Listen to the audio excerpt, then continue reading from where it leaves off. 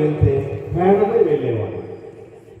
ఒక్కొక్కసారి దయ్యములు పట్టిన వాళ్ళని విడిపించడానికి తీసుకుని పోయేవాడు. ఒక్కొక్కసారి 2 రోజులు 3 రోజులు 4 రోజులు అట్లా ఒంటరిగా ఆయన కొండ మీదకి వెళ్ళి అక్కడ ఉంటే అట్లా ఉండేవాడు.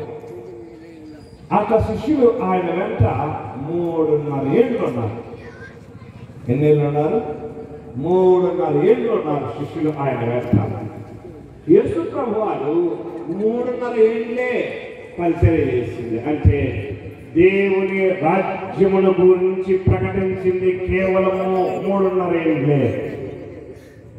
ఆయన బ్రతికింది 33.5 ఏళ్ళు.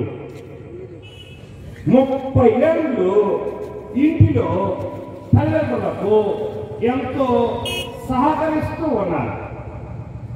వడ్రంగి పని చేసేటువంటి వారు ఆయన. ఈ చెక్కలు బల్లలు ఇవన్నీ తయారు చేసేటువంటి వారు.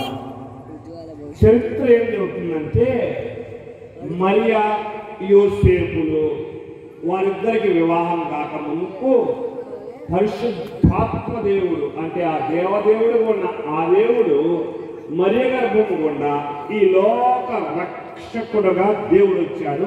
ఆయనే యేసుక్రీస్తు.